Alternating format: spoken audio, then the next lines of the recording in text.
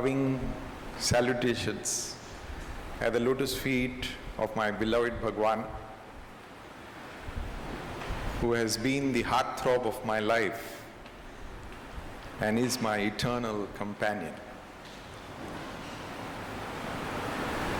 Coming to Dharmakshetra brings back many fond memories, and maybe some of those memories I will also share in the course of my talk today. Coming from Vrindavan, Swami's abode in Bangalore, to Dharmakshetra, Swami's abode in Mumbai, I feel I have walked from one room to another room in my own home. That has been my experience for the last 2 days in Mumbai, being with all my students, current and past, and also with Swami's devotees.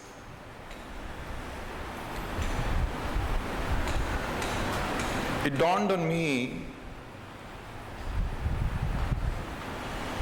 in the last 2-3 years that I work for the world's largest multinational corporation, the most sought after, the most prestigious, cutting across races, cutting across geographies, cutting across time. And therefore, Siddharth, not being aware, he didn't talk about it, but I will talk about that. The name of this MNC is Happiness Inc. And the CEO of my multinational company is Bhagavan Sri Sathya Sai Baba.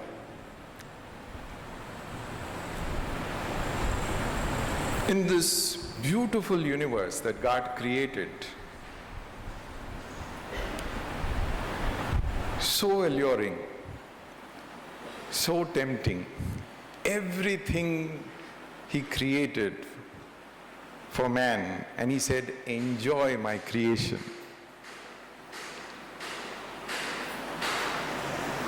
But two things He did not put in this creation. See, that is the secret of this creation, and also the secret of Sathya Sai education. Two things He did not put in this creation. And these two ingredients are, number one, happiness, and the other is peace of mind. Why did He not put it in this creation? He thought, and very wisely thought, if this also I give off freely to man, he will forget me. So those two things He kept in His shop. Everything else, you can go to Snapdeal, Flipkart, Shoppers Stop, wherever, everything you can get if you have the price to pay. But two things are only with our beloved Bhagwan. If you want it, you have to come to His lotus feet. This is what I realized, because wherever you go, I mean, this has been my experience, and I was sharing even today with one of my brothers. People think that, when I think of Swami, I talk of Swami, I share my experience with Swami, that so many people around me are benefited. Actually, the first beneficiary is here. I enjoy thinking of Him. And that is the only thing worth thinking of, actually. See, when the avatar comes, it's a very special time in the history of Earth and in the experience of humanity.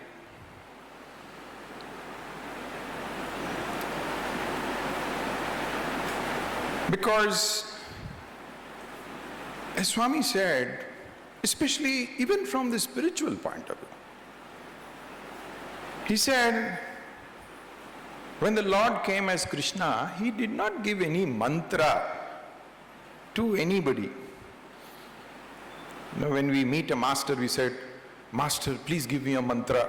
Kasturi had that aspiration. He went to, I think, Kashi, and he thought he will get a mantra. So he had special austerity that day, and he was fasting, and he was praying that, Swami, today at least you give me a mantra. And Swami is sitting next to him, is Kasturi, have your food. And poor Kasturi, because he is fasting. First, he wants the mantra, then only he wanted to have his food. He said, Swami, you did not give me a mantra, having come to such a sacred place. Swami said, what will you do with that mantra? If I give you the mantra, what will you do? He said, Swami, I will become closer to you. So both are sitting next to each other on the table. Swami told Kasturi, how much closer you want to get? Anybody would have aspired for that position. 1.1 at the dining table, sitting next to the Lord.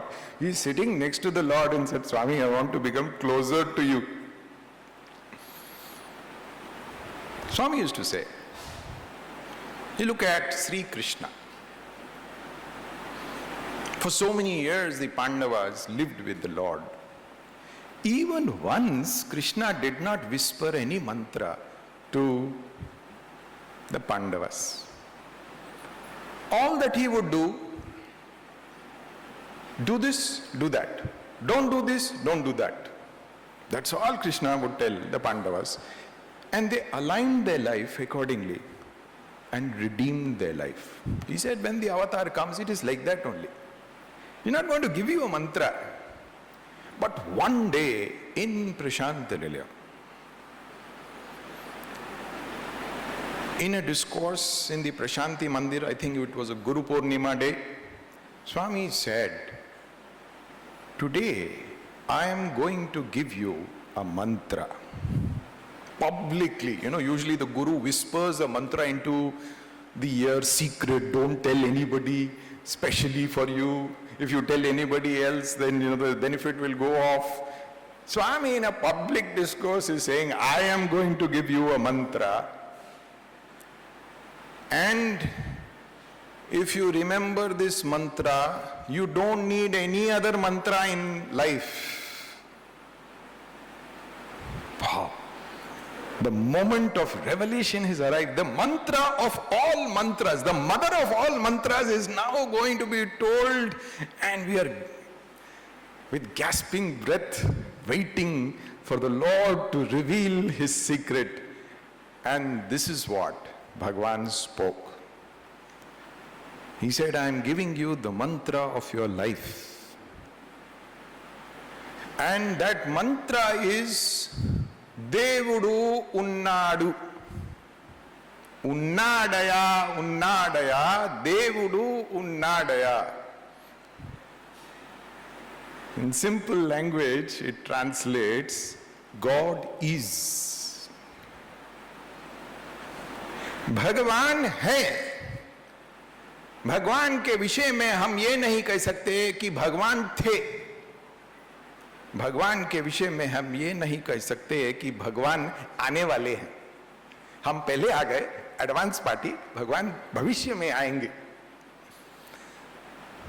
भगवान was there yesterday. He was there before all of us, before the entire creation. He was there. He is there today. He will be there in the future. He is always there.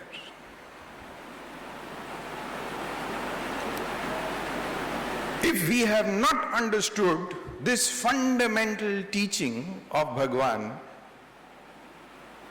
Bhagavan's avatar is a waste, at least as far as we individuals are concerned.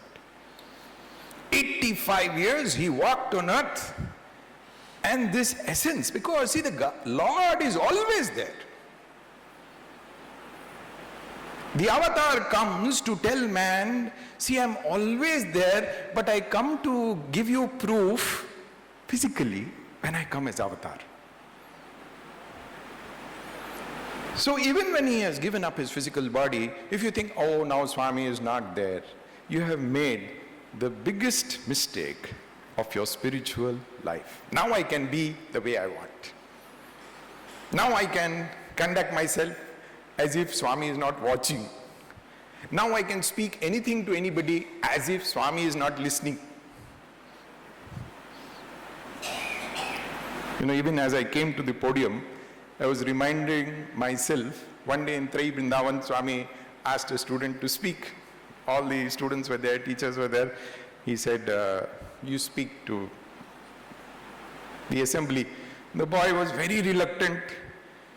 He said, no, Swami, I don't want to speak. No, you speak. And he was not willing to speak. Then these are the words which Swami said. You know why I ask you to speak in my presence? When you speak, it is an opportunity for you to talk to me. When I stand here speaking to all of you, I literally feel that Swami is here listening to every word that I am saying. I better be careful what I am saying.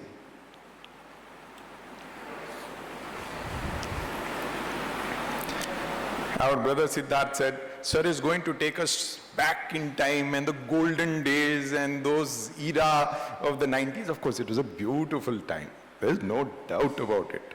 But if our students feel that the students today or the devotees today are not having a glorious time, they are living in the biggest delusion.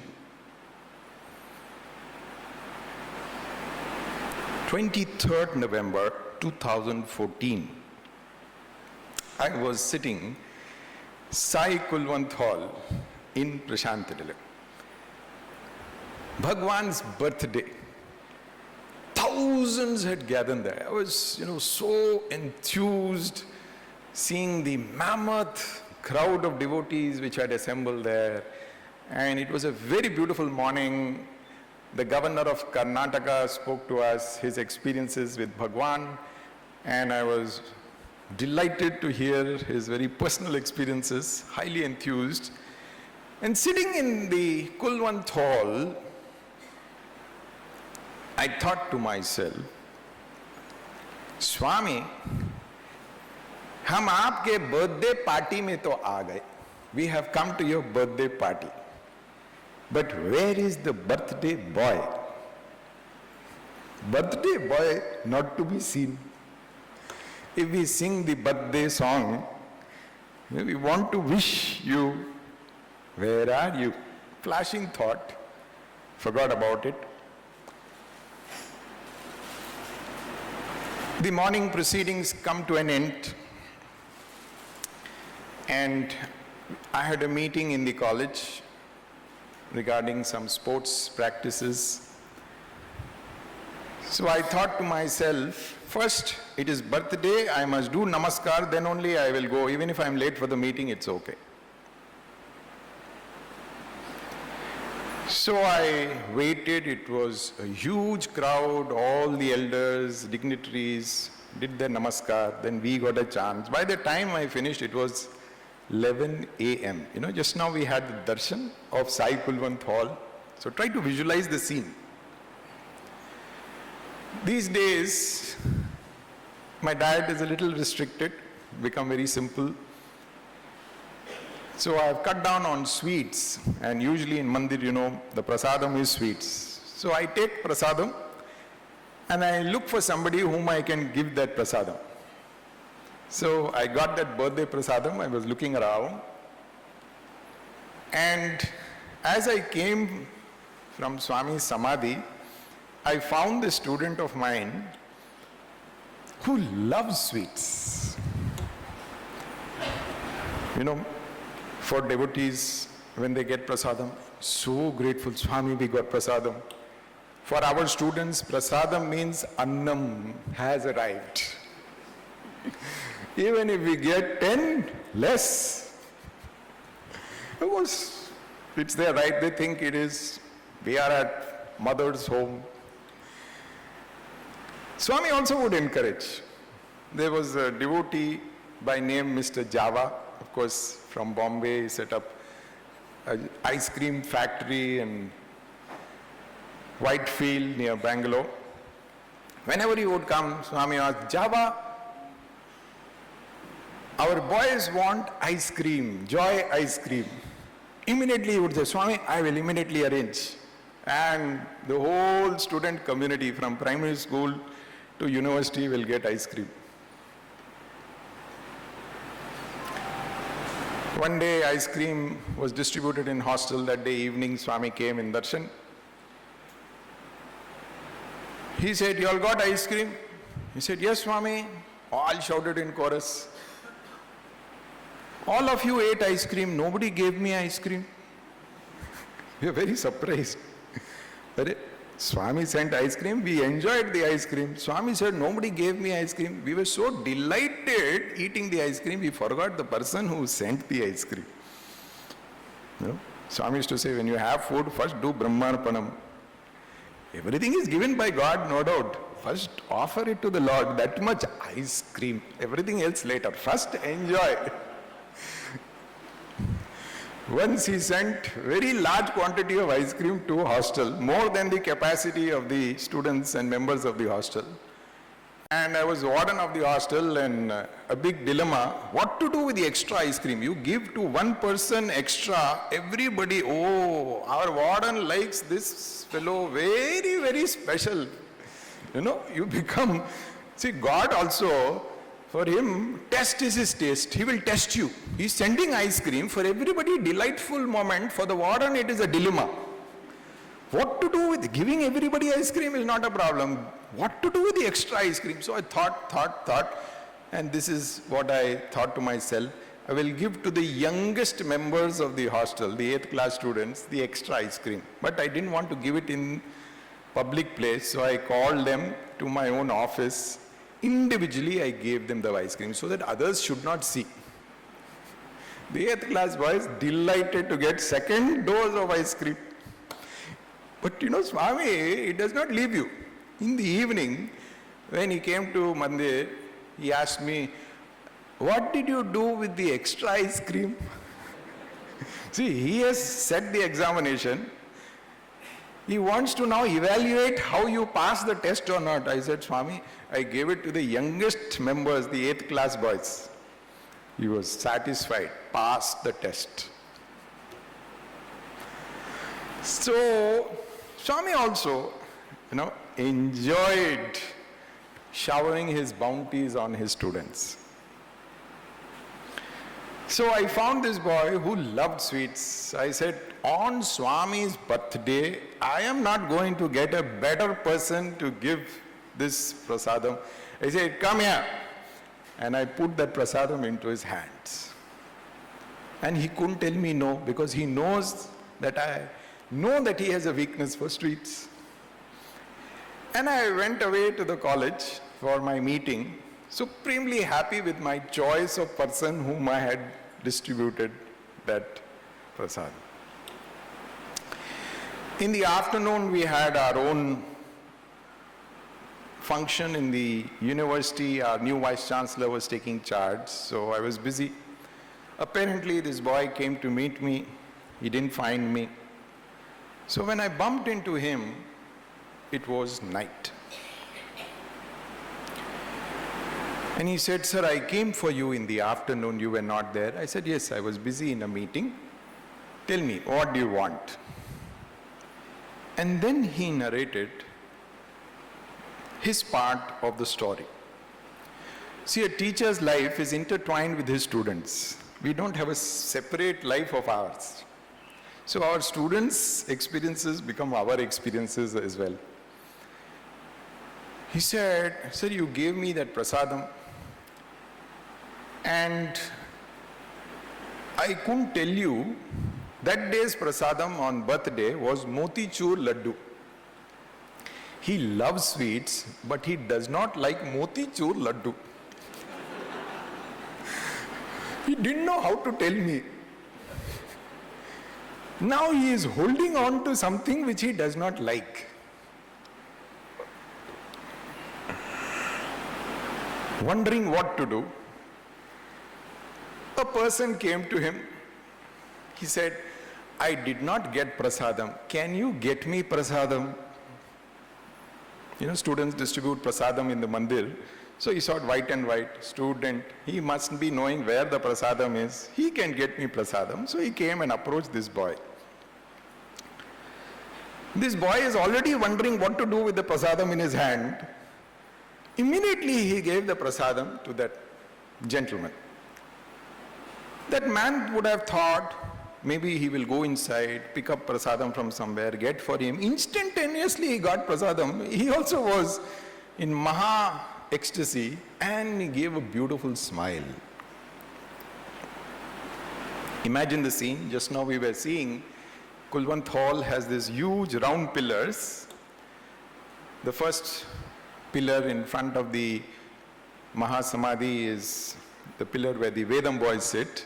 It is the next pillar, next column. So here is the column, here is the man, in front of him is a student.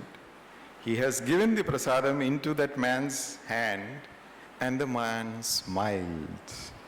Beautiful smile.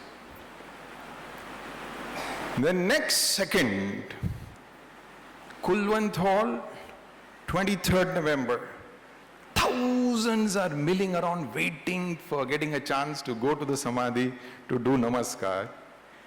In the presence of that milling crowd, this boy who talked to that man, next second found the man disappeared into thin air. So night when this boy met me, he was fear-stricken. He said, "Sir, I have seen a ghost today. मैंने भूत देख लिया है." And then he narrated this whole episode. I said, "My dear, in the whole of Prashanti Nilayam, there is only one person who has the capacity and the willingness to play such pranks with us. His name is Bhagavan Sri Sathya Sai Baba." The moment I told that to him, his mood changed. He said, "Sir," from fear it became ecstasy, excitement, sadness, everything commingled into one. He said, "Sir, Swami cannot do like this. If he comes like this, how will I recognize him? I wanted to ask him so many questions." We have not given up our old habits. I said, "See, with Swami, you can't put terms and conditions. Whom, when, where, how. He will confer his grace. That is his choice." Anyway, the conversation got over. I came to my room, and then I started reflecting on what this boy said, and suddenly it struck me what I was thinking in the morning. "Swami, we came for your birthday party.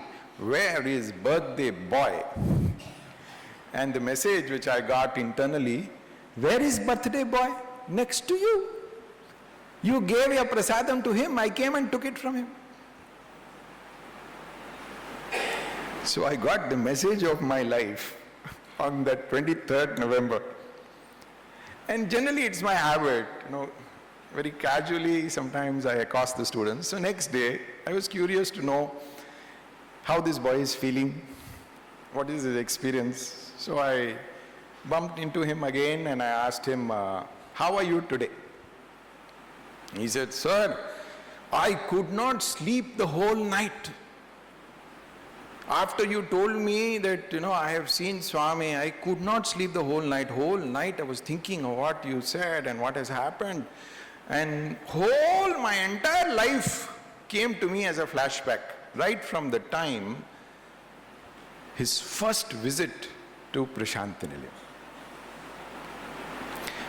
His parents did not know Bhagwan. In his native place, Bal Vikas classes were going on. Somehow, he got inducted into the Bal Vikas class, and his Bal Vikas teachers told him about Swami. 6th class this boy is, and the Sevadal were coming for Prashanti Seva to Prashantilayam, he came to know, he started pestering the elders, "Uncle, I want to see Swami, you must take me for Prashanti Seva," all that pestering. And at the end of all that pestering, the elders said, "Okay, we will take you." So they brought him alone, His parents, as I said, had no background of Swami. He came to Prashantilayam. So they're all waiting for their accommodation. As they are waiting for the rooms to be allotted, at that moment somebody came there and announced, "Hey, Swami is giving darshan in Kulwant Hall."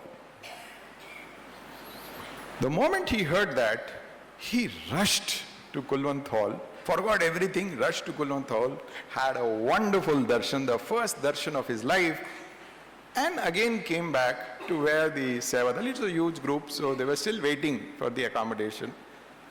When he came back, to his utter shock, he found that his bag went missing. Now, a sixth class boy, his only bag. If parents were there, he would have asked them. Parents are not there.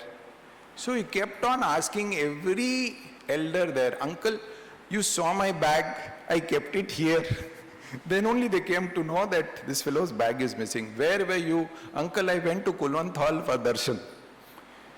So the president who was there, who had brought him, he said, "Next time I am not going to give," because this fellow's money, his return tickets, clothes, everything disappeared with that bag. He said, "Next time I am not getting such irresponsible youngsters." Anyway, he is underage. When this conversation is going on, a gentleman came and asked this boy, "Are you so-and-so?" He took his name. "Are you so-and-so?" "Yes, this is my name." "Is this your bag?" He was holding that bag. He looked at his bag. "Yes, uncle, this is my bag. Take it." This was his first visit to Prashantilayam, and he remembered that when he was keeping awake that whole night. Some years passed. Now he was in the 11th class. Again he came as Sevadal, Prashanti Seva, and he got duty at the Gopuram gate. Again Swami came for darshan in Kulwant Hall. He got tempted, so he removed his scarf. If you're wearing the scarf, people can find fault with you. He removed his scarf and went and stood near Rama's statue, hoping to see Swami through the gate. There was another Sevadal there. He said, "Nobody should be standing here. Don't please stand here." So he's wondering what to do. He's on duty, thought he'll steal a darshan. At that moment, a person came. He says, "What do you want?" He said, "I just wanted to have Swami's darshan. Come with me." Some people are permitted to enter that gate. So apparently he had that permission because the Sevadal didn't object. Every day he must be going through that gate. So took him along. He had that darshan and he came back, wore his scarf, again went for duty at the Gopuram gate. This happened when he was in the 11th class. That night, when he was recollecting all these incidents, at one point suddenly hit him hard that the person who came and returned that bag, that itself was astonishing because there was no name on the bag. Suddenly that person came and said, "Is this your name? Is this your bag?" Because that time he was so happy to receive his bag, no other thoughts came to him. When he was recollecting that night, he discovered for himself that that person who came and gave him that bag in the 6th class, the person who came and escorted him into Kulwant Hall when the Sevadal was not permitting, and the man who came and asked him, "I did not get prasadam, will you give me prasadam?" had the same face. And then that boy realized, not only yesterday,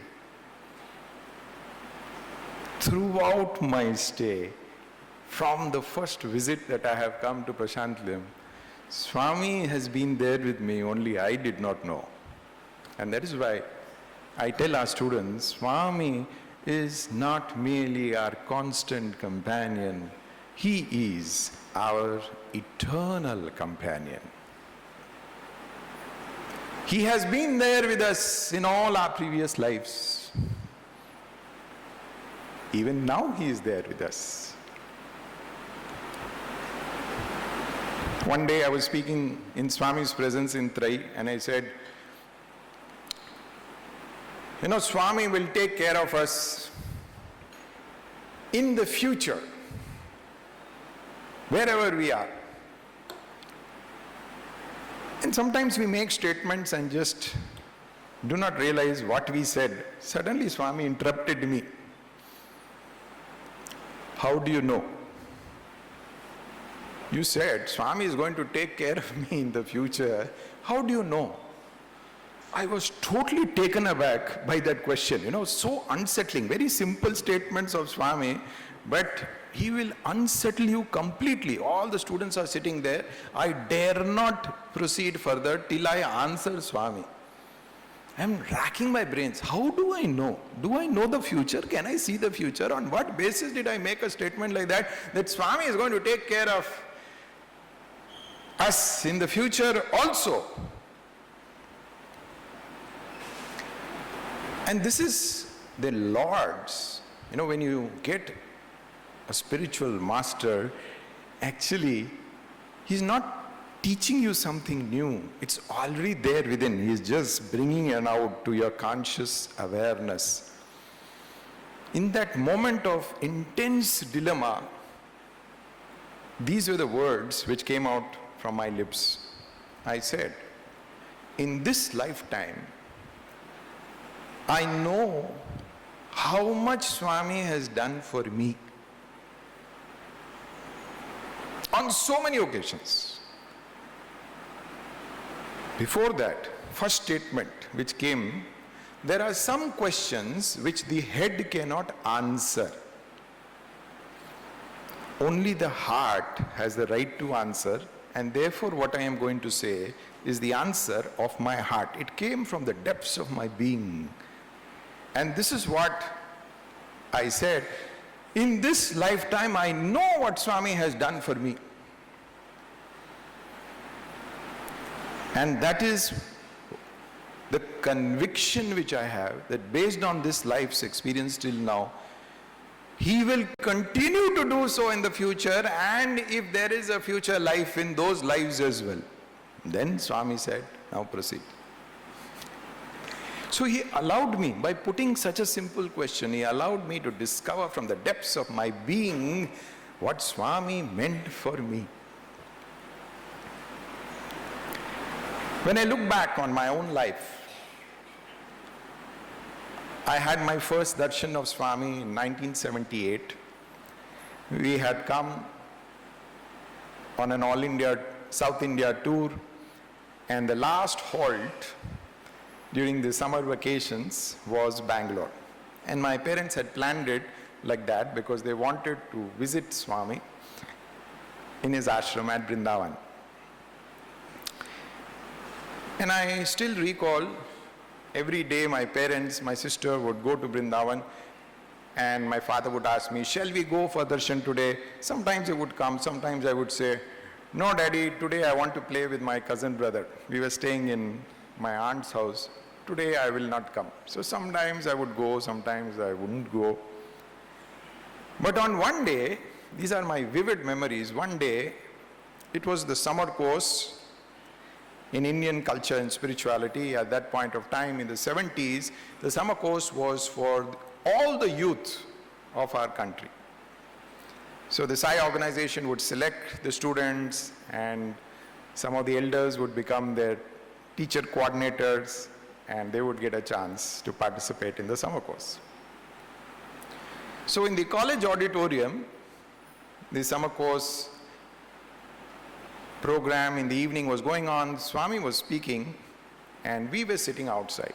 Devotees didn't have place in the auditorium, so we were sitting outside, and it is the month of May. It started raining. Vrindavan is well known for summer showers in Vrindavan. Two reasons. One is because of the summer course and the shower of discourses which used to be there. And the second is the rains.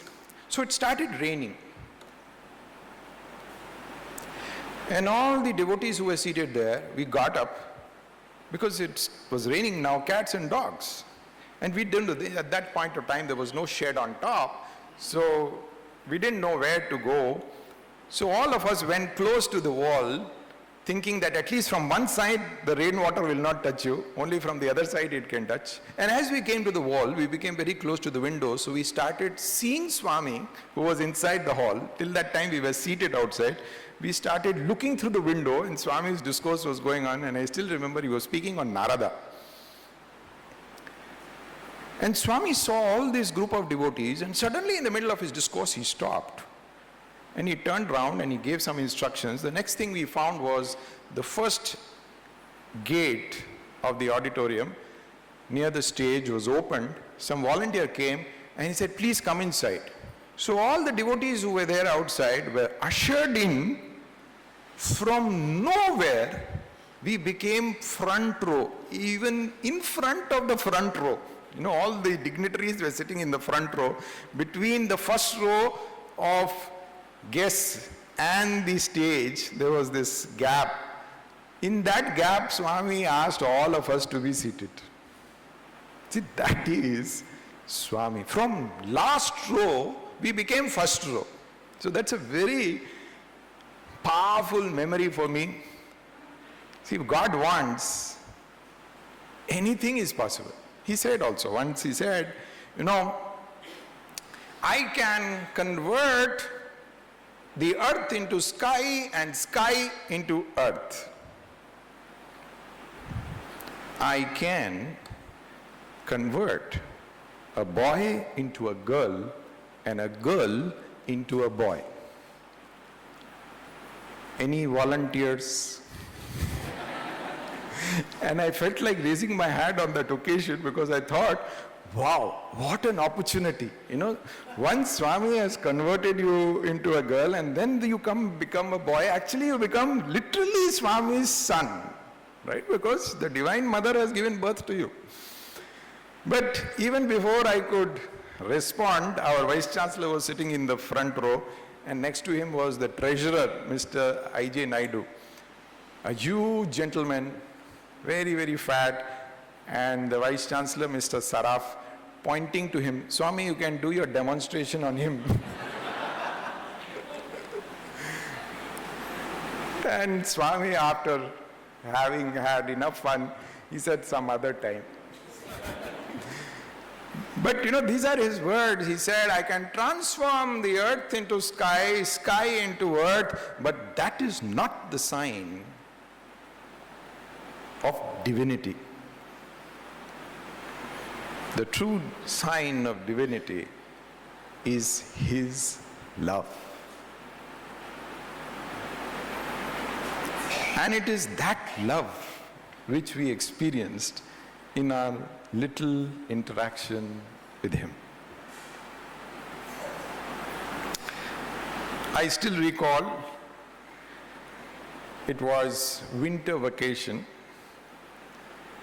and my mother was not well, and so I had gone home for 15 days. When I returned, a few days before the college was to commence,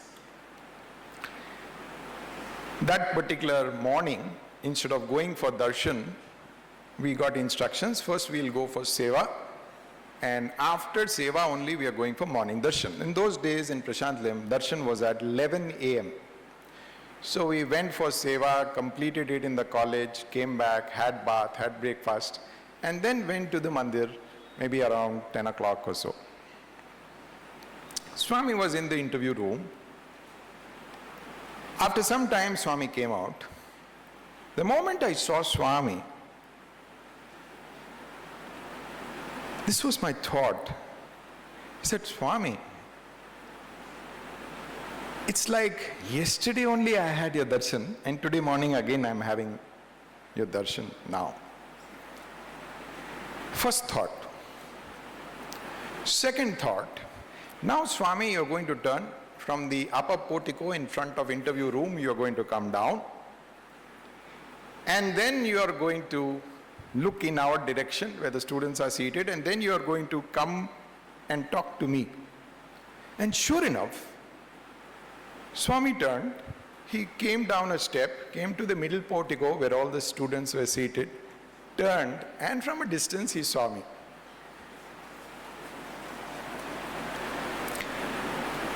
He said, "When did you come?" I said, "Swami, I came yesterday." My parents used to stay in Delhi at that time. So Swami asked, "How is Delhi?" And you know, Delhi is the capital city of India, always in political turmoil. It was even at that point of time, even today.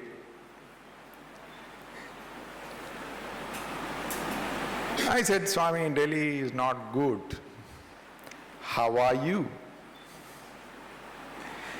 "I am fine, Swami," I said. Swami said, "Not fine, bad boy." It's a bad boy. Swami, for 15 days I was, 2,000 miles away from Prashant Nilayam. All the time, it was a very beautiful vacation because all the time I was thinking of him. Though physically away, because I didn't want to leave Prashant Nilayam, but my mother was not well, so I had to go to see her. And all the time I used to think of him. And sure enough, when I had my first darshan after that vacation, this was my feeling. "Swami, it's like yesterday I saw you and today I'm seeing you again." And Swami said, "Bad boy." After spending a vacation like that, Swami says, "Bad boy." Then he started walking. I was sitting inside. He cut across and stood. And as he is coming closer and closer, the conversation is going on. And then finally he came and stood in front of me. I didn't understand what he meant. Bad boy. Then he changed the subject. He said, "How's your old friend?" Old friend. For the first time I'm going to Delhi after my father is transferred. I don't have any friends. I don't know anybody there. And Swami is saying, "How's your old friend?" Then Swami added a few sentences and suddenly it hit me what he was referring to. One evening, I was sitting in my drawing room at home and the doorbell rang. My mother went to the door, opened the door, and there was this youngster standing there, and my mother brought him in and introduced that boy to me. He said, "He's our neighbor's son. For a very long period of time, he's been waiting to meet you, talk to you about your institution, so you can spend some time with him." So I sat with him and I started a conversation, and he started like a typical youngster, "How's your university and what all you do?" And so many questions he was asking, and I was really amazed by the kind of answers. I was myself surprised. Wow, what wonderful answers I'm giving to him, which I had not thought of even before. But no matter what I told him, he would not budge. And again counter with another question. Finally, I got really frustrated. I said, "For all I know, when I go back to Prashant Nilayam, the first thing that Swami is going to do is to talk about our conversation that we are having now in Delhi." And sure enough, Swami referred to that conversation. And he quoted some of the things which took place, which between us, what we conversed. Then he said, and these words are important. I learned one of the most precious lessons of my life on that day. He said, "You spoke well, but those people cannot understand." And then he gave the reason why they cannot understand. He said, "They have too many attractions in life. Too many attractions in life. When I look back on my own life, 16 summers, I thought to myself, Swami, you have hit the nail on the head. 16 summers. I also was attracted with all that glitter and glamour. And therefore, that hunger for God was not there. You know, a small child was going to bed in the night, so it told its mother, Mother, when I am hungry, you wake me up. The mother told, this is Swami's narration, the mother said, when you are hungry, I need not wake you up. Your hunger will wake you up. You know, we must develop hunger for God. If you don't have hunger for God, if your cup is full, even if the Lord wants to pour something into it, what can He pour? You are already full. So that cup has to be first emptied, and then only He can fill something in that cup. So when Swami referred, I was in Maha ecstasy. My Lord, something which has happened in Delhi, Swami is talking in Prashant Nilayam. So Swami passed by and I closed my eyes. I was in Maha ecstasy. Somebody tapped me after a couple of minutes. I opened my eyes, Swami has come back. I am too full to accept what has already happened. He is not yet over. Then he told me something. I had gone to somebody's house. What that gentleman told me, he narrated that. I went to market with my father. In the car we are sitting. We had a small conversation. Swami talked about the dialogue that took place between that. I tell you, it was like Aankho Dekha Hal from Firozshah Kotla, Delhi cricket ground. You know, in those days we didn't have video, TV so much, so it was to be all India radio, and when the commentator is telling every ball, you know, you can really visualize what's happening on the, though you are seeing it through the eyes of the commentator. So it was like that. But the story doesn't end there. 1 year later, I again went to Delhi, and my mother narrated, you know that boy who came to our house that day? I said, yes, I remember him. Because, you know, Swami made it so memorable. In fact, he gave me a message. He said, don't mix in the company of such people, your own mind will get spoiled. This was the instruction, and that is, you know, one of the fundamental teachings of Sai education. See, when we are young, we don't recognize who is our friend, who is our enemy, what kind of company we should choose. We don't. Especially when children go beyond the age, a certain age, they feel that friends are more important than their parents. One of the greatest mistakes of life, Brian Lara, the greatest cricketer, one of the greatest cricketers of our own time, he went through a very bad patch in his cricketing career, and somebody asked him, what did you learn from this difficult phase of your career? He said, man's downfall begins when he thinks his friends are more important than his parents. Brian Lara. So my mother said, you know, that fellow, he came, he got involved in a police case. I said, my God, 1 year before that, Swami has already come and told, hey, don't mix in the company of such people. And that little phrase which he used, how's your old friend, the way we talked, actually, if anybody had seen us talking, they wouldn't have known that these are some strangers talking. We were talking as if we are chums from donkey years. And this is the insight which I got. Maybe in some past life, we had a connection. First time we are meeting in this life, and suddenly, you know, that old connection has gone live. But his life has taken a different turn. My life has taken a different turn. At the nick of time, Swami snapped that relationship and saw to it that I did not go his way. Talking about, the importance of giving respect, reverence to elders, I'll share with you my own experience. It is not without thinking that our Shastras say, the Upanishad says, Matra Devo Bhava, Pitra Devo Bhava. With Swami, the scriptures would go alive. We chant Vedas, but when the avatar comes and you relate to him, actually every Vedic mantra becomes an experience for you. See, the life of the warden of a Sai students' hostel is very beautiful and very challenging.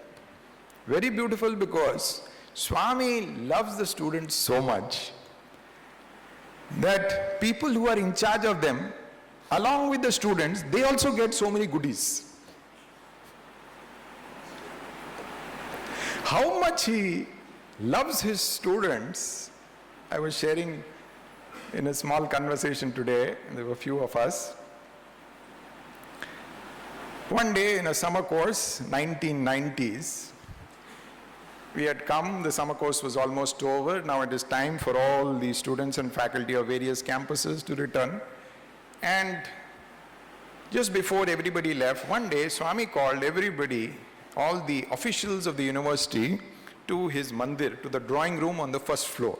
Very special, you've gone up to Swami's drawing room, which is next to his bedroom. Very, very special moment for anybody. And we were all overawed that Swami has given that kind of a blessing. So the meeting got over, Swami got up. We also got up. That's a cue, meeting is over, not time to go. Swami got up and straight walked up to me. And he said, Sanjay, can you do one thing for me?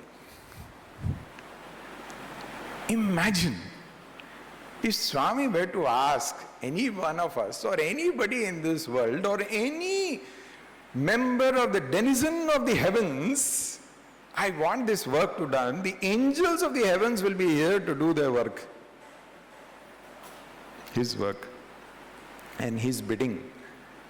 But that day, Swami comes up to me and says, can you do one thing for me? What a privilege, what an honor. And I didn't know what I was in for. I said, Swami, what can I do? He said, your hostel, the sambar and the rasam, throughout the year, same smell, same taste. Can you do something? Imagine the Lord of the universe, who has created the sun and the moon, who has created you and me, who knows how to run this cosmos. He is coming to an individual and asking, the hostel sambar and rasam, can you improve it? What are you going to tell the Lord? And who is going to tell no to the Lord? I consider it a great fortune that Swami, on that occasion, pretended to entrust that responsibility, which is actually our duty. In the discharge of our duties, sometimes we fail, and Swami brings it to our attention. How God is running the cosmos, you can understand by seeing him in the little acts that he would do. One day, in those days when we were in college, Swami will suddenly come in the car and he will step into the hostel. And he will go and see what is the menu, what has been cooked that day, how is the hostel being kept. So it was, and we are in the college, classes are going on, there's no way you can come to the hostel at that time. So Swami, it is his place. When we come back, the kitchen in charge will say, Sir, Swami came today. So one evening, I had gone to the mandir and Swami called me. I didn't know what I was in for. Swami went inside and he brought 2 Dettol bottles. He's carrying 1 Dettol bottle, 1 Dettol bottle. 2 Dettol bottles he brought. And he said, you give this to the sweepers in your hostel and tell them that when they are cleaning the dining hall, they should put this Dettol in the water and then do the cleaning. There are too many flies hovering around there. I knew for sure that Swami has come to the hostel, he has seen that scene. But look at Swami, he didn't say, hey, what is this? Hostel not clean, use lad, all that kind of thing he didn't say. He just gave 2 Dettol bottles. Giving solution. God doesn't create problem for you. He gives you solutions. There's this beautiful episode in Krishna's life. Krishna was at the river bed and there was these gopikas who wanted to, one single gopika, she wanted somebody to take that water pot and put it on her head. She had taken water from the river. So she asked Krishna, Krishna, can you put this water pot on my head? He said, no, I won't. So with great difficulty, she puts it, and then she comes to her home. And Krishna has followed all the way back to her hut. When she's reached the hut and she wants to put the water pot down, Krishna immediately offers his help, assistance. He said, give me, I will take it and put it down. So the Gopika was very astonished. He said, what is this? At the river I asked you and you refused to help me. And now you are asking, give the pot, I will put it aside. Then this is what Swami told. Krishna told that Gopika, he said, I am not there to burden you. I am there to remove all your burdens. What a statement. So Swami asked, can you do something about the rasam and sambar? I didn't know cooking, ABC of cooking I don't know. At least the primary school, we have such ardent devotees of Swami, kitchen auntie, wow, what a menu she used to make for the children. So all that I would do every day, evening bhajan is over, I'll go and sit in the kitchen, I will sit with the kitchen in charge, talk to the workers, and did it for several months. And the food became the delight and the talk of the town. To such an extent, one day the Vrindavan warden came and told me, sir, what have you done to the food? We are not able to match Prashantinilayam hostel. But my most valuable, precious certificate I got from Swami. One day in the mandir, he is looking at the students. I am sitting 5 feet away from him. He's not looking at me, he's looking at the students. And he made this comment. He said, students have become fat. Whether others understood or not, I said, thank you, Swami. Without knowing ABC of cooking, without any help from ladies, we made food of the hostel, the delight of the students' hearts. But why I'm narrating this whole episode is how much the students meant for Swami. His love for them, it's a ringside view that, I got that opportunity. Of course, as a student we experienced it, but even as a warden or a principal, I have seen it with my own eyes. One day I was with Swami. We were a group of students in the interview room at Prashantinilayam. He asked me, who is Jayaraman? I said, Swami, he's a student studying in the MSc class. Go call him. So he went. I went out, searched out, got that boy and brought him into the interview room. And Swami asked, how is your stomach? The poor fellow was ailing from amoebiasis. It's a peculiar problem, medical problem, where you alternate between constipation and diarrhea. Either you have constipation or you have diarrhea. It's a terrible thing. And in the hostel, the students are thrashing left and right. You know, their age. And this fellow, staying with such people all around, the only thing he is able to eat is curd rice. Morning curd rice, evening curd rice, night curd rice. Poor fellow. So Swami asked him, how's your stomach? And then Swami himself said, poor fellow, he is not able to eat. He loves to eat chapatis. You give him chapatis, Swami told me. Hey, come here. So he went close to Swami. And Swami waved his hand, and out from his palm came such a huge piece of sugar candy in front of our eyes. And he gave it to the boy. He said, you eat. Of course, he felt a little shy. He started packing it to take it to hostel and eat there. He said, no, eat here. So all the students are there, whoever was there. Swami is there. And Swami made that boy eat that sugar candy in his presence, blessed him. Now you go. So when I came back to the hostel, I asked him, did you tell Swami about your problem? He said, no, sir. Did you write a letter to Swami? No, sir. And this is the divine Lord.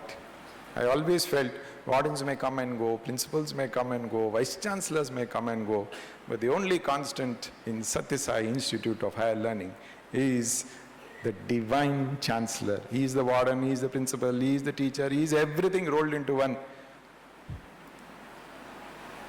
A few days before this fellow was completing his masters, one day I was sitting in my office and the boy came and said, did you see anything strange happening in the dining hall?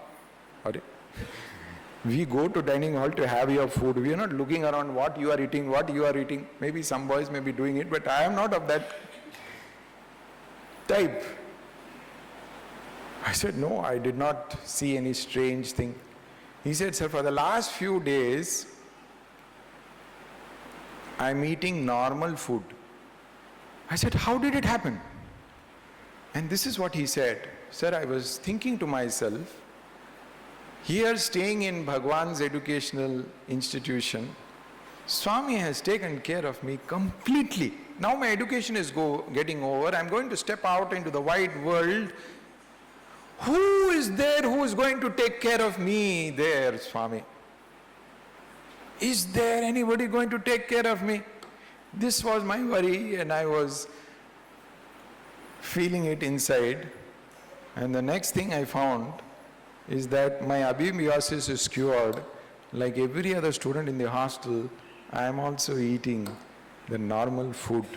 I thanked Swami from the bottom of my heart.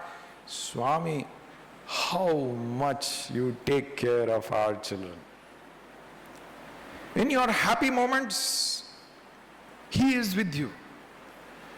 In your most sorrowful moments, also He is with you. This is another experience I had from that period.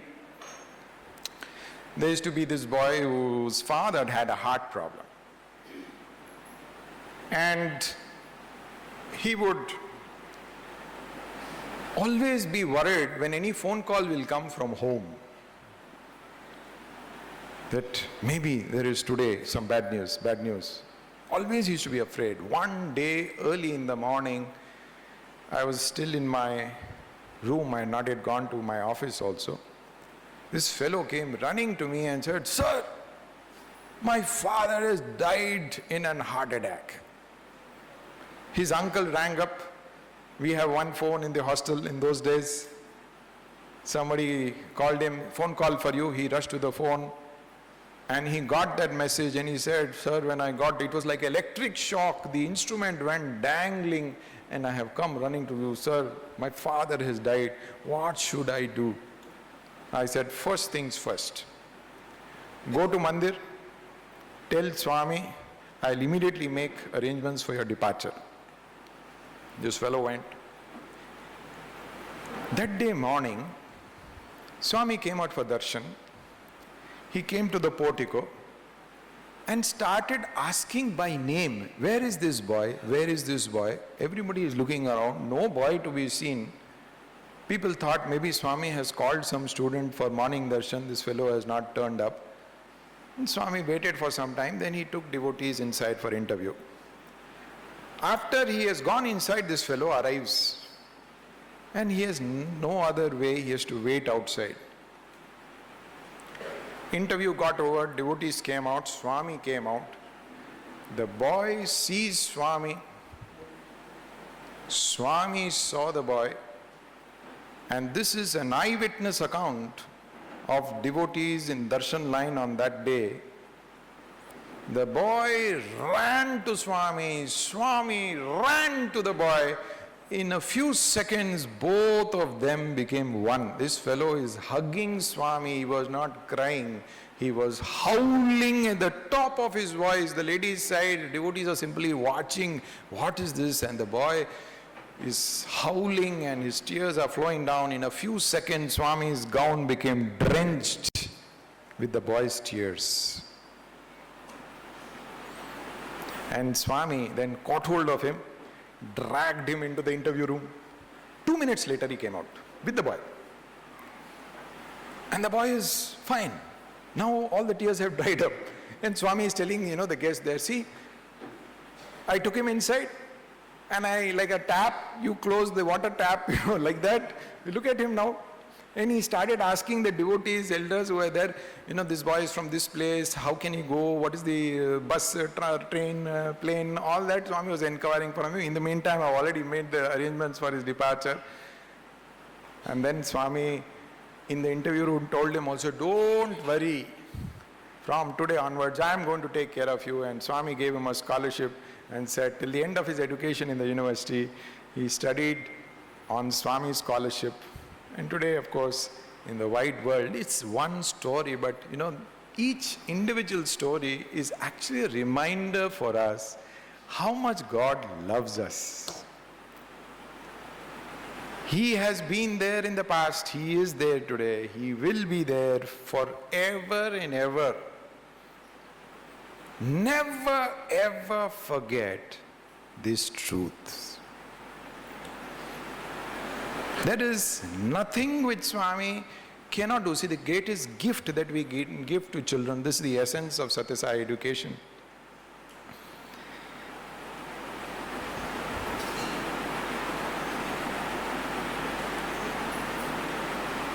And the essence is to fall in love with God. I still remember Dharmakshetra's 25th anniversary. Our Indulal Shah uncle had requested Swami, we want 2 students of yours for the anniversary celebrations. So instead of getting students, Swami got 2 old students who were faculty members in the university. So myself and another colleague of mine, we came with Swami. And then my colleague spoke on the anniversary day of Dharmakshetra. And there was another day, there was an interaction of Swami with the youth. So Swami said, just before my talk, you speak. And they are not devotees. There was some interaction that our Sai organization had with college students in Bombay. So it was that kind, some essay competition or whatever. Some competitions had been held and those students had been brought. So to such people I was speaking, and I was telling them about Swami's, in fact this was the hall. And this is the place where I stood, and this is where Swami sat. So I was speaking and I told them about the essential features of education in our university.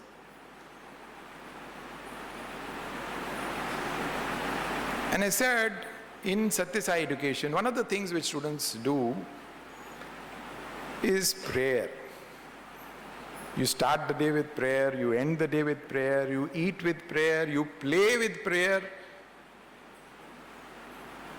When a cricket match is going on, you should see the amount of prayers that are emanating from the cricket pitch.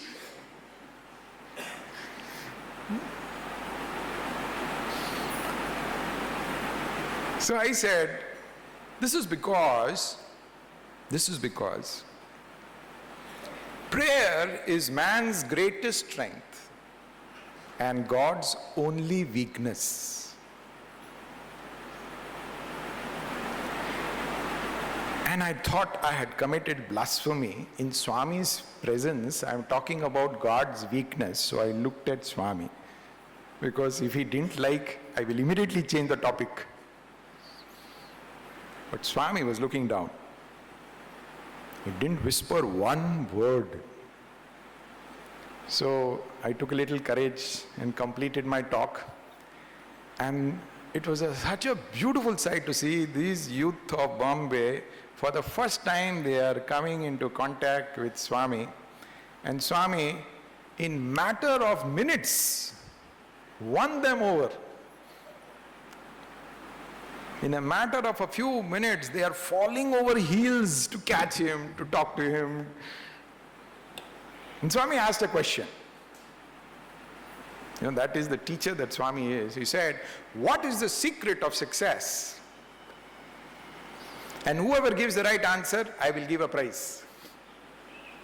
The moment you hear prize, my Lord, or like it is shopping time and we see on the banner 50% discount, that's all, everything is forgotten.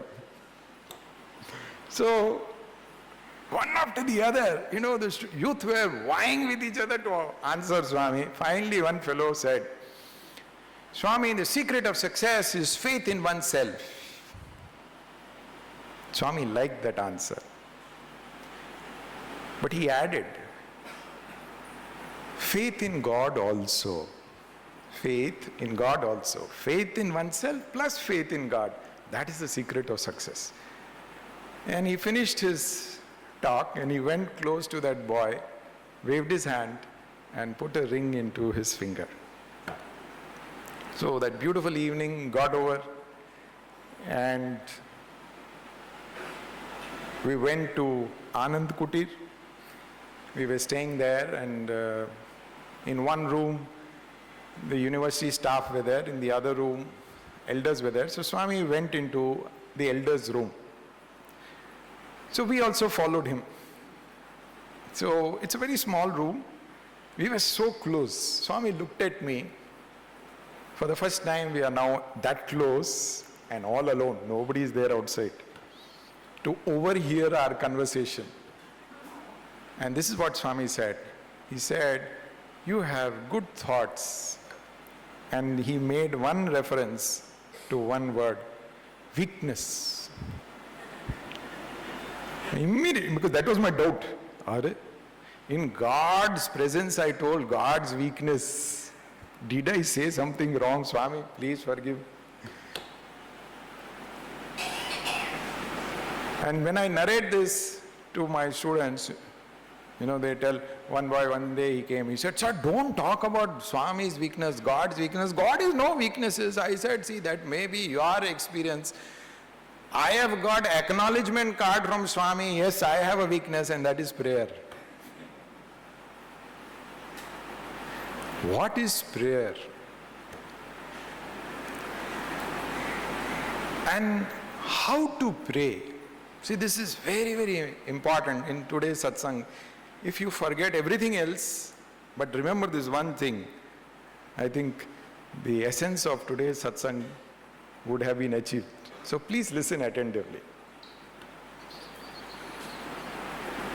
Because you went to the wish-fulfilling tree, you could have asked for anything, and what did you ask? Can I get 1 kg coffee powder? It's a wish-fulfilling tree. Take. Swami came down on earth for man.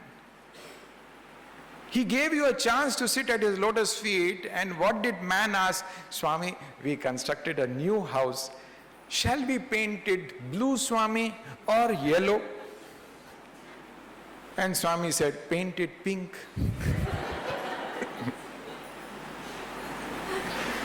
You got a chance to ask the wish-fulfilling tree anything you could have asked. What did you ask? If the avatar came, he came only with one purpose. And that is, he said, I have only one desire. And that is to make you desireless, because when you become desireless, you will become me. So this was what Swami shared with a parent of one of our students. He said, Sukshmamlo moksham nerpistanu.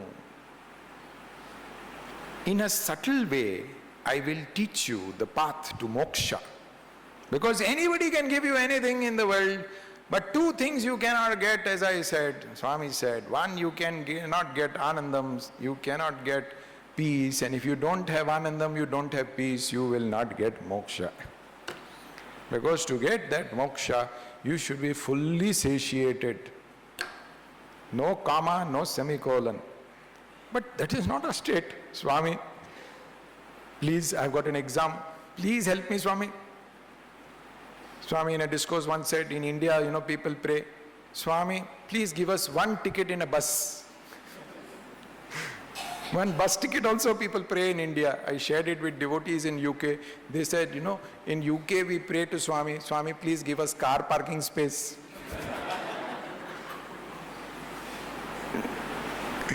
So we have 100 things to ask Swami. Swami, please. And it's a beautiful phase, artharthi phase of a devotee's relationship with God is beautiful. The devotee asks, the Lord gives, and the devotee asks, and the Lord gives, and we have never tired of asking. He never tired giving. We were never ashamed receiving.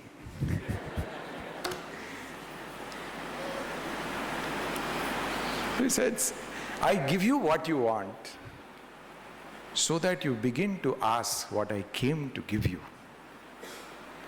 And what did he come to give you? He came to give you the ultimate, and that is to become one with Sai. But how, Swami? So it's a very precious conversation which this parent shared with me. And Swami said, I will teach you the subtle path to moksha. He said, in life, anytime you need anything, don't ask me for that thing. I will teach you how to pray. Don't say, Swami, I want this, I want that. But Swami, we want. That's different. Don't ask like that. How should you ask? Ask, Swami, we want you, Swami. We want you, Swami. In your mind, Swami, one bus ticket. But when you're asking, don't say bus ticket. Say, Swami, we want you, we want you, we want you. This is the sukshma path to moksha, Swami said. And this parent narrated this experience. He was one day traveling. He had gone to some different town and got pickpocketed there. So his ticket went, money went, everything. He is no money, nothing. And stranded in a railway station far away from home, wondering what to do, now what to do. Suddenly he remembered this. So he started, Swami, I want you, I want you, I want you. And out of nowhere, a man comes and tells, take this money, and hands over him some money and disappeared into the crowd. He looked at the money, he started looking at how much the money is, because he is searching for money. Believe it or not, the exact fare which he needed to go back to his native place to buy that railway ticket was in his hand. That money was given to him. He said, what Swami said is correct. It became the maxim of his life. Whenever I need anything, I will say, Swami, I want you, I want you, I want you. I've been traveling 2 years, traveled a lot, both India, abroad. Went around interacting with devotees, enjoying their beautiful relationship with Bhagwan, learned from his devotees what is true devotion. We think we are next to Swami. I had gone to Italy, and there was this student of mine of our university who was dispatched by our alumni. Sir is going to Rome. Our other brothers are in Milan. They are too far away. So 2 days, please be with sir in Rome. I said, fine. So when he was with me in Rome, all the time, many a time he told, sir, I don't know you, because he studied fully in Prashantilim. I was that time in Vrindavan. I didn't know him. He didn't know me. He said, sir, I don't know you, you don't know me, but we are together 2 days. I really don't know how this has happened and why it is happening. I said, don't worry, let us enjoy 2 days Roman holiday. At the end of that whole thing, there was one very ardent devotee of Swami, and we were taking leave of her.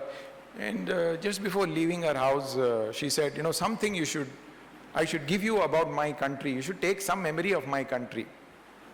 And she gave a small bag into my hand and into that brother's hand. So we came back to the hotel.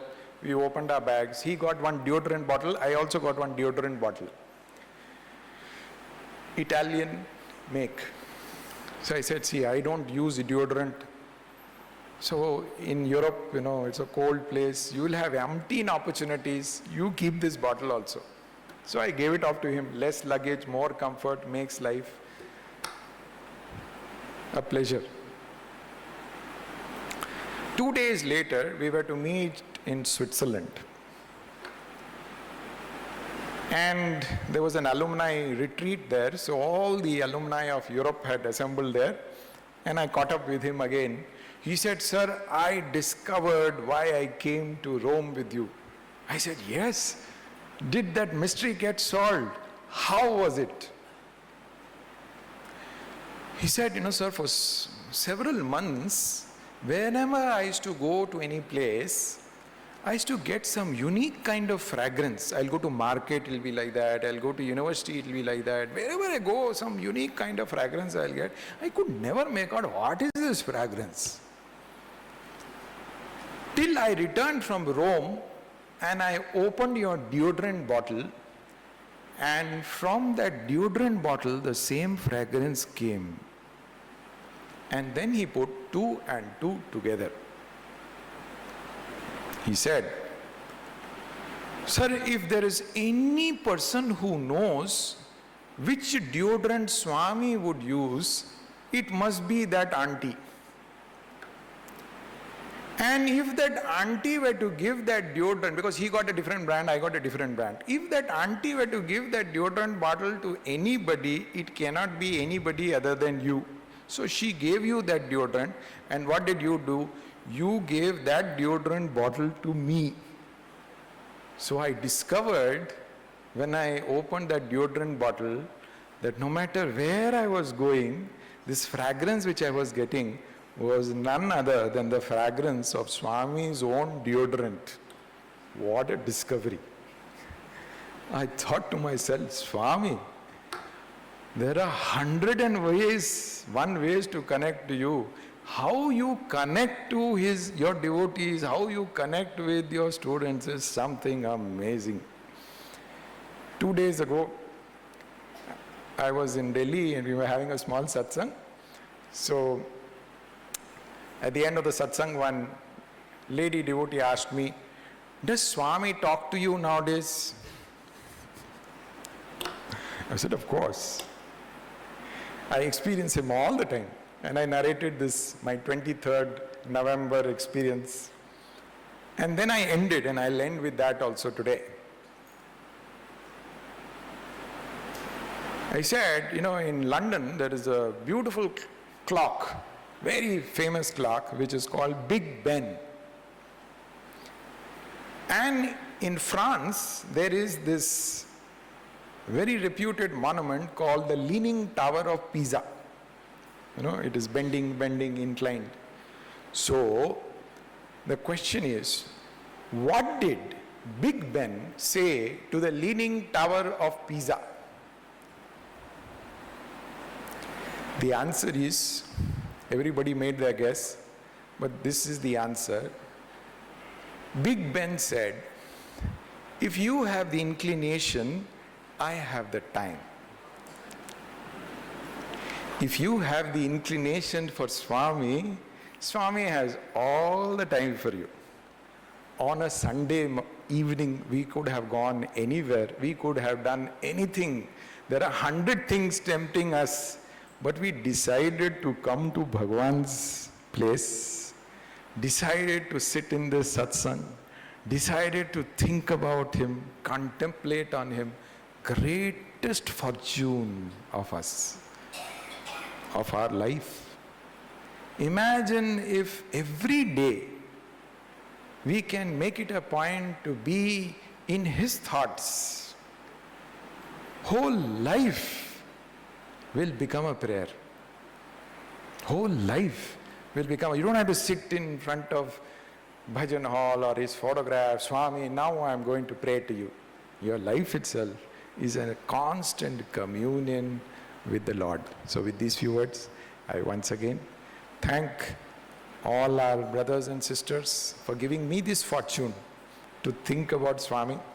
I thank our Samarpan team for inviting me to Dharmakshetra, which is, I still can't forget that scene. 1988, we had come for a drama, Shankaracharya drama, and we were leaving by train. Swami was returning to Bangalore by flight, and in the evening we were already into our bus, standing there in the bus, and Swami came out. The public was waiting in the hall outside, full shamyana, pandal, etc. was there, and Swami walked up the steps. There are thousands waiting there. Swami was looking only at the bus, only at us, and waving to us, and we were waving till the bus went round the Dharmakshetra winding road. As long as we could see Swami, we were waving at him. As long as he was seeing us, he was waving at us. What a send-off from Dharmakshetra. So when I came today to yesterday to Dharmakshetra, what a wonderful feel it is to back in Swami's abode. What a blessing to Mumbai that Swami's own abode, Dharmakshetra, has been planted in the heart of commercial capital of India to give us an opportunity to come here, to connect to him, to sing his name, and to relive the wonderful moments which we have had with our beloved Lord. With these few words, Jai Sai Ram.